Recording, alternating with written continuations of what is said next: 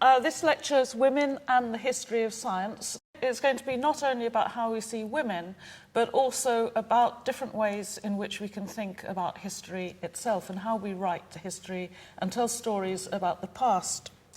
And I'm going to start with my favourite quotation, I think, of all time. It's by a woman called Hertha Ayrton, who was a physicist at the end of the 19th, early 20th century. And she wrote, "I do not agree with sex being brought into science at all. The idea of woman and science is completely irrelevant. Either a woman is a good scientist or she is not." And for me, that's a very ideologically sound statement, and it's what I'd like to believe our current state of science is. I'm not at all sure, I'm not at all convinced that that actually is true now, but I'm not going to be analysing the current state of science.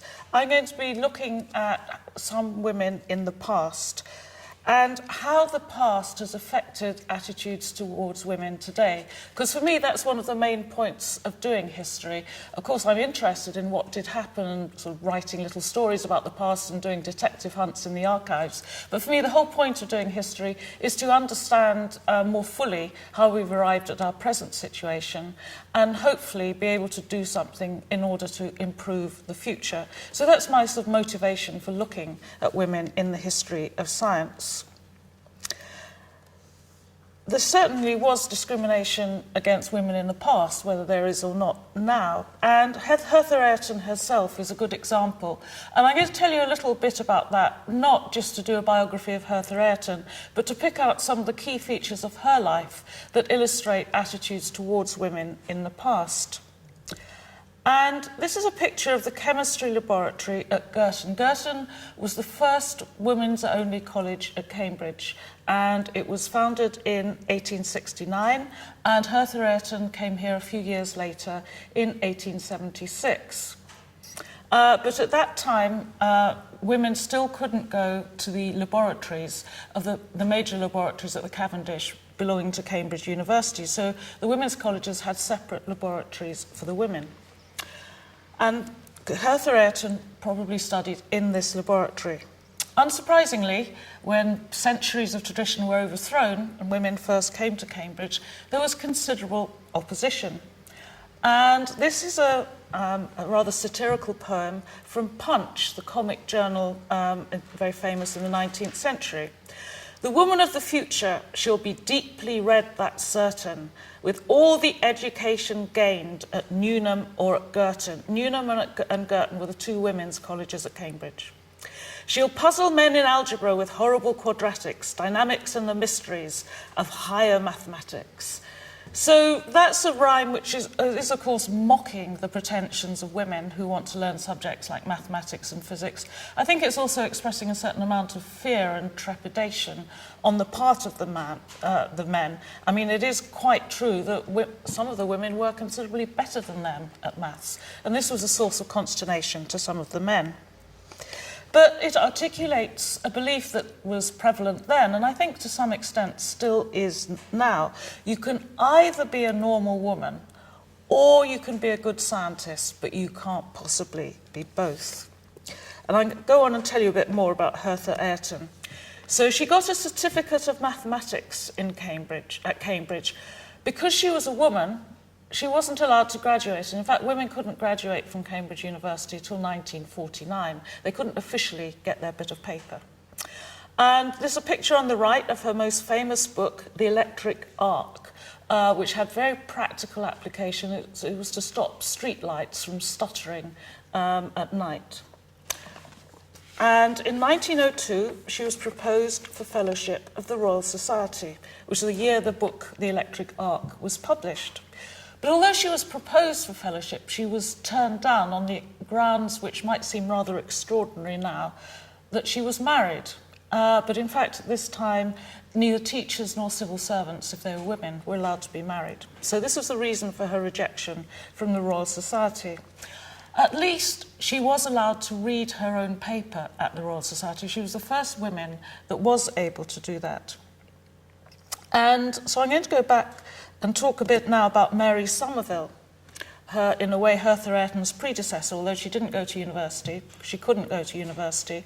And in 1826, she published a paper in the Philosophical Transactions, which is the official academic journal of the Royal Society. And the picture on the right there is a marble bust of Mary Somerville that was put in the foyer of the Royal Society. I always think it's rather a backhanded tribute because she was never allowed in the Royal Society, and when her paper was presented, her husband, who was a doctor, had to read it out for her, even though he knew very little about it. So, in the course of this lecture, my basic question is going to be, how have women been perceived by historians of science? And until a few decades ago, they were largely ignored by historians of science. And since then, I think, roughly since about the 1960s and 70s, the rise of the feminist movement, there have been two major approaches towards thinking about women in the history of science. The first is to emphasize how much they were discriminated against. The second is to try and resurrect individual women as hidden heroines who've been concealed in the history. And the third version is the one that I would like to put forward, which I've called here de-romanticising the past. And in this lecture, I'm going to talk about each of these in turn. Discrimination, I think, only makes sense as a question it only really makes sense as a question after women started going to university. Universities for women were set up in the second half of the 19th century. Before that, women couldn't go to university, so they didn't have anything like the opportunities that men did in order to enter into science. And it's very important that men and women were regarded differently by both men and women themselves. And I'm just going to give you a couple of examples of how women were regarded at the end of the 18th, early 19th centuries. And this is a caricature. It's called A Lady of Scientific Habits. It came out in the early 19th century. And you can see it's a caricature of a woman dressed up or made entirely of books. And there's a lot of visual puns. 19th century people were very fond of puns. So you can see, for example, the books at the bottom, which make up her legs, are called Walker's Tracks. And Walker was the author of a book, but it's also a pun because you walk on your legs. And there's her right arm is a book called Hands, and there's army notes on the other side of that arm. So it's a cartoon full of puns, but it's also a parody of a woman, and it's sort of emphasising, it's a warning, what will happen to women if they devote themselves to intellectual pursuits. They'll turn into a completely abnormal creature and lose their femininity. And my second example from the same period is the frontispiece of an encyclopedia.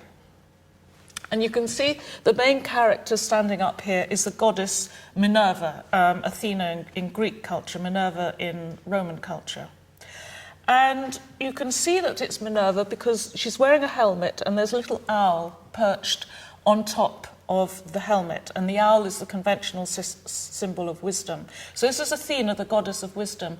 And like so many other goddesses, the goddess of mathematics, the goddess of astronomy, of botany, of logic, she's represented as a woman, even though women themselves were not able to practice those subjects. It's the frontispiece of an encyclopedia, so she's pulling back the curtain of knowledge and she's showing all the books underneath, the books of the encyclopedia. But the audience for this new world of knowledge, of printed knowledge, is a student, and the student is, of course, a male student. So this picture symbolises quite well the belief of both men and women that although the attributes, the symbols of science could be women, the only people who were able to practice actively were men. And I find it quite disappointing to realise to what extent women believed this, as well as men. This is the frontispiece of Mary Wollstonecraft's A Vindication of the Rights of Women, which came out in 1792, and it's often said to be the first feminist tract.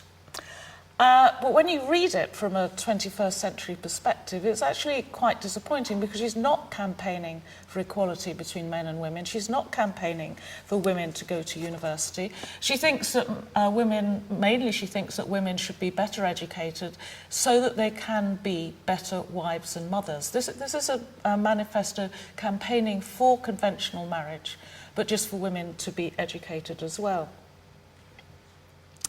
Well, roughly the same time as Mary Wollstonecraft is a very famous female astronomer, Caroline Herschel, who's the sister of the far more famous William Herschel, who's most famous now for discovering the planet Uranus at the end of the 18th century. And see, this is a very romanticised 19th century picture, and Caroline's sort of timidly offering a cup of tea to William while he's busy polishing a mirror.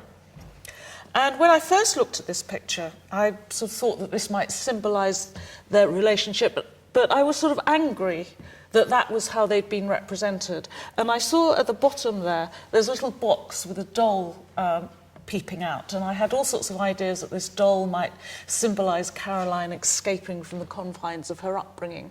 But then I started reading more carefully what Caroline wrote about herself in her own biography.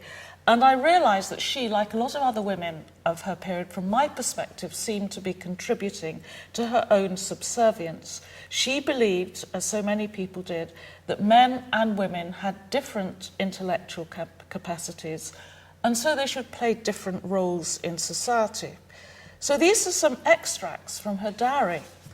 I am nothing. I have done nothing. A well-trained puppy dog would have done as much. And then in the second quotation, she describes the picture that you've got in front of you. Since by way of keeping my brother alive, I was constantly obliged to feed him by putting the victuals by bits in his mouth, serving tea and supper, without interrupting the work with which he was engaged. So what I've seen as a bit of 19th century propaganda about the role of women, as she turned out to be how she thought of her own role. So in contrast with this late 18th, early 19th century position, in the second half of the 19th century, women started to go to university. I've already discussed briefly the case of Hertha Ayrton, and I'm going to go on to two more examples of alleged discrimination against women in Cambridge. And I think there's arguments on both sides, and I'm going to present those to some extent and leave it open to you whether you think they were discriminated against, and it's something that you might want to discuss afterwards. The first example is Rosalind Franklin, who came to Newnham College at Cambridge. She got to finals in 1941, but like Hertha Ayrton, she wasn't allowed to graduate. Then she went off to Oxford, did she did her PhD at Cambridge, and then she worked on coal for the war effort, and then she went to Paris.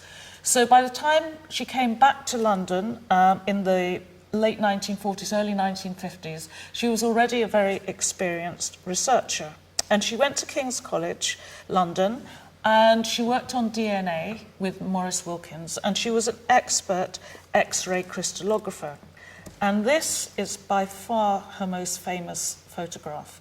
It's an X-ray photograph, and if you know how to interpret these pictures, it shows a double helix spiral. She was a very conscientious, meticulous researcher. She took hundreds and hundreds of photographs, and she worked through them in a very logical, methodical, organised sort of way. So when she got this photograph, she put it in the place where it belonged, and she continued her research. But in the meantime, Maurice Wilkins, the man with whom she was working at London, showed the photograph to James Watson. And the minute that James Watson saw this photograph, he immediately realised what it signified. And he rushed back to Cambridge with it.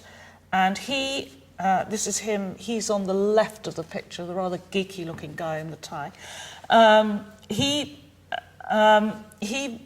showed it to Francis Crick, also wearing a tie, slightly less geeky-looking. And they worked out between them what the structure of DNA should be. And this is a publicity shot of them. It's not with their original model, but it's a publicity shot boasting about how they've allegedly solved the secret of life. A few years later, Rosalind Franklin died, and Watson, Wilkins, and Crick got the Nobel Prize.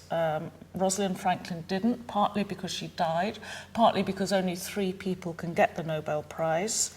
And Jim Watson wrote a very famous book about her called The Double Helix, which was published several years later in 1968. And he was very dismissive of her role. He wrote in The Double Helix, "She did not emphasize her feminine qualities. There was never lipstick to contrast with her straight dark hair, while at the age of 31, her dresses showed all the imagination of English blue-stocking adolescents." So I'll leave that as a question, whether she was or whether she wasn't discriminated against. The next example is Jocelyn Bell Burnell, who's still alive, although she's not still at Cambridge.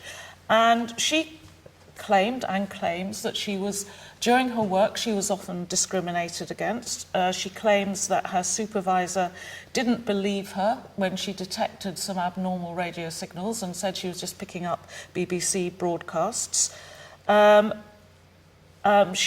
The work that she did made many people feel that she deserved to get a Nobel Prize, but she didn't get a Nobel Prize. Her supervisor did. So I think with both these women, Franklin and Burnell, although they've both become very famous cases of discrimination, there's 2 separate issues. One is, should they have got the Nobel Prize? And I think there's strong arguments on both sides, but it doesn't seem to me personally to be so appalling that they didn't. The second question is, are they discriminated against? And yes, I think they probably were. I'm going to give perhaps a slight counterexample. If you're a student and you're writing an essay, it's always a good idea to consider counterexamples and demolish them in advance. That's always a very good tactic. So the counterexample is Marie Curie. And one standard riposte is, well, Marie Curie was a woman, and she is celebrated as a famous scientist. Surely she is rather different. Surely she's an exception. The caricature on the left, on that side, came out while she was still alive. It shows her with her husband, Pierre. It was published in a series called Great Men of the Day, which I find a bit strange to start with. And you can see in this picture, although she was the expert physicist and they worked together, it's her husband who's holding out the radium. You can see it sort of blazing out and shining on his forehead to make him look as though he's got an aura of genius, like pictures of Darwin and Newton. They're often shown with that big shiny forehead. She's sort of peering behind him, leaning over his shoulder, looking. It looks very much as though she's admiring him and he has been the discoverer. The other picture, this picture on the right, shows her alone in the lab. I think it's very interesting the way she's been set up as a role model. On the one hand, yes, she did get the Nobel Prize. She got 2 Nobel Prizes, in fact. On the other hand, she's always portrayed as being alone, as being very dowdy, as not being a normal woman, as being dedicated to her science, as sacrificing her children, her food, her looks, and everything else to her scientific pursuits. The whole idea of the way she discovered radium is that she's presented as spending weeks and weeks sieving through tons of pitch blende. It was a very repetitive, routine, drudge-like sort of work. So in a way, it's a sort of scientific equivalent of cookery. So I think she's a very ambiguous role model for young women today. And although she was a great scientist, she did win the Nobel Prize, it underlines that message which is constantly being given to young women, that if you want to be a normal woman, you can't be a good scientist. You have to choose between them. I'm going to move on to the second section now, which I've called Hidden Heroines. And this is the attitude that there were women who were the equivalent of the great geniuses, the great male geniuses. It's just that we've never seen them. So unlike Curie and Franklin, who were seen as being very conscientious, methodical research workers, there were brilliant women. And the role model, obviously, is this guy, Isaac Newton. I mean, he's the paradigmatic genius who has a flash of inspiration under his apple tree. Nobody else could possibly have thought that. He's superhuman, and so he deserves to be celebrated. And that's a very attractive way of telling the history of science, in these sort of almost mythological stories of great geniuses. And particularly in the 1970s and 80s, some historians tried to resurrect similar women or their female equivalents. So one of them was the woman here on the left, who was called Hypatia of Alexandria, who lived in the 4th century AD, and she taught mathematics at a very famous academy run by her father. And she's been set up as the, in inverted commas, the first scientific martyr, because she was killed by a mob and her body was dragged through the city. It's actually unclear why she was killed. It might well have been because of her religion. But from the point of view of historians of science, it's quite useful to have her as a sort of pre-Galileo sort of figure, who was a brilliant mathematician, but killed because she was practicing science. And you can see this book on the right, Hypatia's Heritage, which came out in the 1980s. And Hypatia's heritage goes right through to the 19th century, and it's a succession of unsung geniuses, of hidden heroines. I think it's fine to celebrate women for being exceptional, but to suggest that just because they are women, that a 20th century nuclear physicist can have something in common with Hildegard of Bingen, I find quite unusual and really rather insulting to women. And making women from the past into brilliant proto-scientists is just creating a female version of solitary male geniuses, which I don't find male geniuses a very satisfactory way of describing the past either. So the way that I personally would like to integrate women into the history of science is what I've called de-romanticising the past.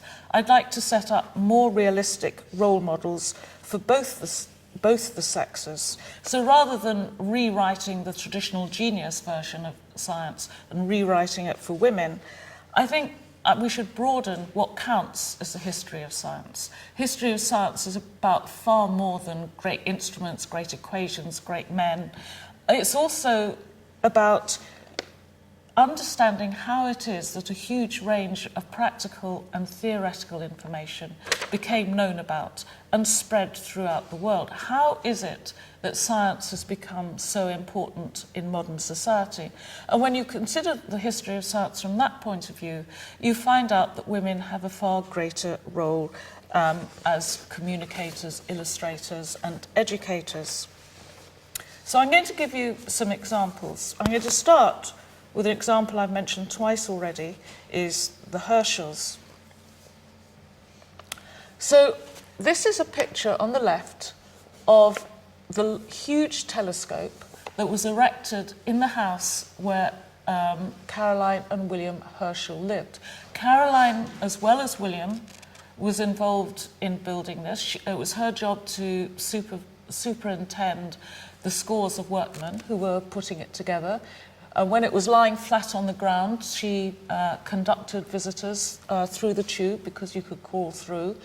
She was also physically involved. She was also very much involved in the measurements. This picture makes it very clear, I think, that if you're looking at the stars, you need at least two people. You need William, who was at the top of the telescope, and you need somebody else at the bottom to write down the reading and write down the time at which the measurement was taken. And this, of course, is, in fact, this picture should all be in the dark. So you have to imagine William and Caroline Herschel out there in the dark, in the snow, night after night, and William Herschel is shouting down the readings to Caroline, and she writes them in her notebook. And then the next day, she goes inside, takes all the readings, and carries out all sorts of mathematical calculations which transform the raw data into information that can be incorporated into a catalogue. And she, not William, ended up publishing all the catalogues, which were the standard star catalogues and atlases for several decades afterwards. So it seems to me that that was a far more important contribution to science than the 8 comets that she just happened to discover. Minor comets aren't particularly significant. The fact that she discovered them a few days before somebody else doesn't seem particularly relevant to me. But the fact that she worked with her brother on this, collecting all this astronomical data, and that she was responsible for publishing it so that it could be used by other people, it seems to me that that is a far greater contribution to science, although it's something that we don't usually hear about. Because if you think about scientific progress, it's based on methodical work. But what we celebrate is the unusual, the breakthrough, the single spectacular event. And when you look at those, no, there aren't many women. When you look at the methodical work, which is absolutely central to science, then women were very present, even though they hadn't been to university. I'm going to show you another example now, contemporary of Caroline and William Herschel's, but this time in France. As a very famous chemist, Antoine Lavoisier is here on the right. He's famous for revolutionizing chemistry. He introduced the chemical symbols that we use nowadays, like Na for sodium, which made chemistry an international language. That was a very valuable contribution. He also insisted on precise measurements. And you can see here, this side of the picture, the right-hand side of the picture, is his side. All the instruments are there.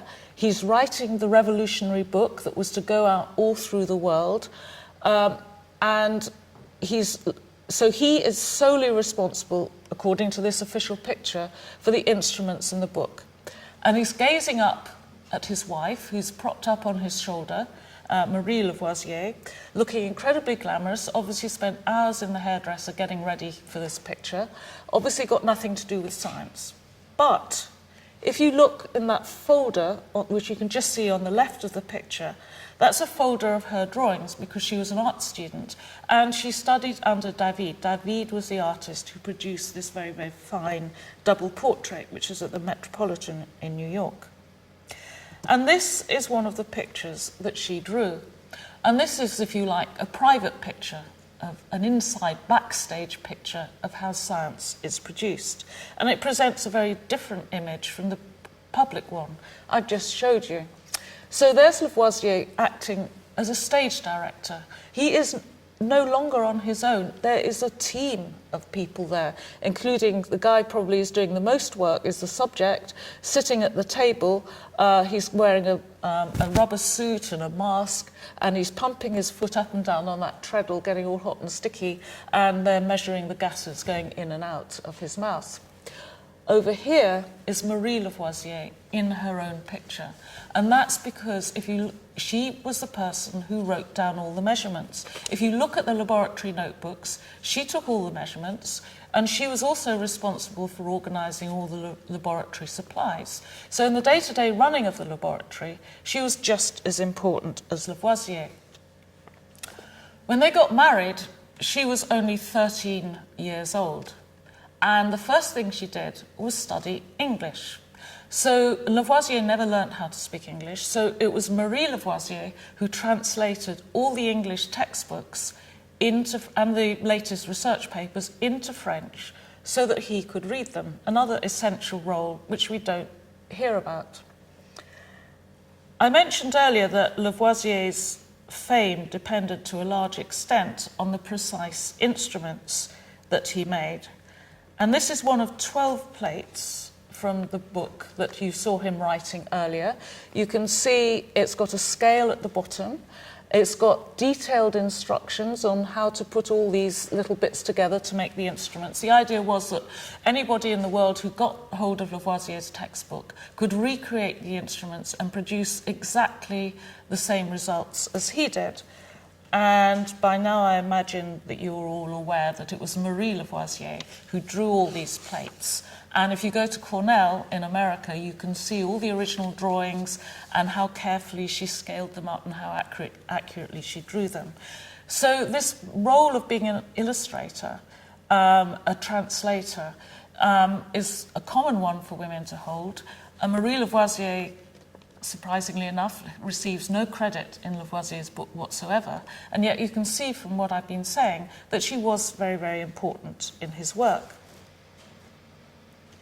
I'm going to talk a bit now as women as educators. I'm going to show you another woman from the same period, late 18th century. She's called Margaret Bryan, and she was very unusual. She ran a physics school at the end of the 18th century, and you can see her with either 2 daughters or 2 pupils, we don't know, and some astronomical equipment in the background. And at this stage, end of the 18th century, astronomy and physics were very much subjects for boys. And she was one of the many women one of the first of the many women who started to write about those sorts of subjects and produced educational textbooks which were ostensibly for girls, but which were also written by boys. And throughout the 19th century, before women could go to university, this was increasingly a role that educated women took on.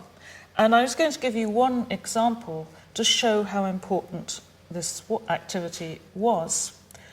So this is Michael Faraday, one of the most important scientists of the Victorian age, basically responsible for electromagnetism and all the electrical equipment we have today. He was very poor when he was born. He was a blacksmith's son, and he worked as a bookbinder's apprentice, and at night he went home and read books. And one of the books that he read was a book called Conversations on Chemistry by a Swiss immigrant called Jane Marseille. And Conversations on Chemistry was translated into several European languages. It appeared in many editions, and it was the first introduction to science not only of Michael Faraday, but also of many other scientists. And to his credit, he did always pay tribute to her until he died. So I think this is an excellent example of how influential these women educators were, even though in conventional histories of science, we never hear anything about them at all. He was also the rather younger contemporary of Mary Somerville, whom I mentioned earlier, the woman whose bust was still on display at the Royal Society. She had a very successful career as a writer, a translator, scientific interpreter. She became known as the Queen of Science. And Charles Lyell was a very famous geologist.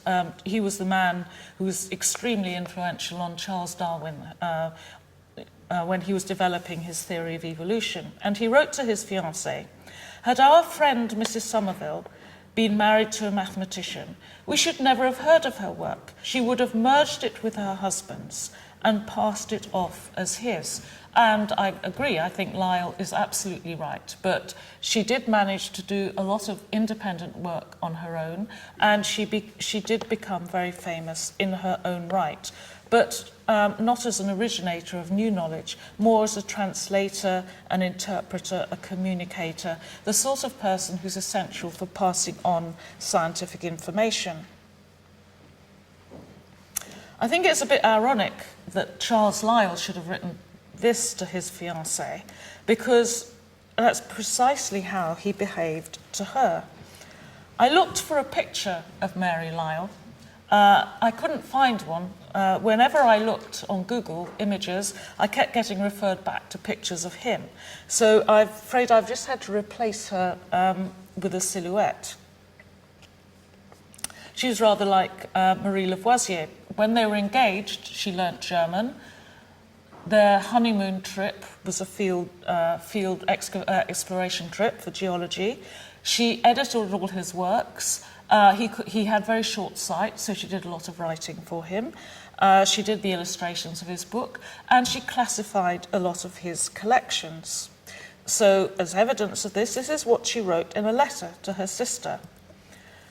I have taught Antonia. Antonia was her maid, and I've shown these two women, Mary Lyle and Antonia, as black silhouettes because there's no surviving picture of them. I've taught Antonia to kill snails and clean out the shells, and she is very expert.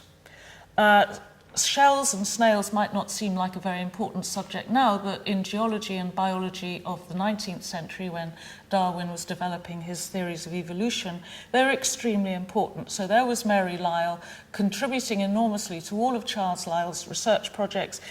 So women, as well as men, have participated in the collective endeavour that brought about science's ubiquitous presence. And broadening what counts as science's history entails recognising and also crediting women's involvement. And I think the important thing to recognise is that in the past, women made different contributions from men. They didn't go to university, they were discriminated against, they were forced into making different discriminations from men. But I think it's also essential to recognise that different does not necessarily mean insignificant. So that's the end of my lecture. If any of you have got any questions, I would be very glad to take them. Yes? Do you think that, like, the image of the genius and so on, is that, like, that goes back to Prometheus, and if that's the case, it's not just about men, but it's a specific, like, sort of archetype, mythological archetype, and that drives it, and that makes an inherently more powerful story, perhaps, and that's why there's a problem of, I mean, if you put it in modern marketing terms, how would you sell a collective endeavour sort of view of anything, not just science? I think that's an absolutely brilliant question, and I agree with it entirely. In the 17th and 18th centuries, when Newton was alive, he wasn't promoted as a scientific genius. The idea of Newton as a scientific genius arose in the early 19th century, and it was precisely, as you put it, it was a marketing endeavour. In the early 19th century, the word scientist hadn't even been invented. The word scientist was itself invented in 1833, and that was a deliberate attempt to create an identity, a status for people who at that stage weren't recognised as experts. So one way of thinking about the 19th century is as a sort of publicity battle between scientists and other people who weren't particularly impressed by what scientists were doing. And so scientists took great people like Isaac Newton, like Charles Darwin, and set them up as heroic geniuses. You're right, it does go back to the story of Prometheus. That's why Mary Shelley called her great book Frankenstein. It's called The Modern Prometheus. Prometheus was the man who stole the spark of life from Zeus and had the nerve to try and instill life into a clay statue, and that's seen as being a prerogative of the gods rather than of human beings. So I think you're absolutely right. It's playing on a mythological story, and in that sense, those sort of stories do play a very important role in science. Even if Newton never did sit beneath his tree and have a flash of inspiration, the notion that he might have done that is something that inspires people to study science. It inspires us almost to worship him. You can think of him as a secular saint in an age which is arguably less religious than it used to be. He even has his own shrine. People go to Woolsthorpe, the house where he was born and where he supposedly sat beneath the great apple tree. So I think you're absolutely right. That sort of mythical element is hugely important. Some other examples are watching the kettle boil and watching the lid being pushed off by the steam, or Archimedes jumping out of his bath shouting "Eureka." I think as historians, it's very important to in some sense, to deconstruct that myth, to find out what really happened, to think about how science really does proceed. Does it proceed in leaps and starts, or is it a much more methodical endeavour? And I think also as historians, as well as establishing what happened, we also have to consider very carefully why it is that those sort of myths are so prevalent and so important. And in a way, I suppose you could say what I've been doing is trying to destroy another myth, the myth that women have had nothing to do with science. I think, on the contrary, even before women could go to university, they did play very great contributions to science, particularly as science was something that was often practiced at home rather than in a separate place of work, such as a laboratory or a factory. Is that the sort of thing you were asking me? Yeah. Good. Are there any other questions? No? Thank you. I think that's all. So thank you very much for coming, and thank you for listening.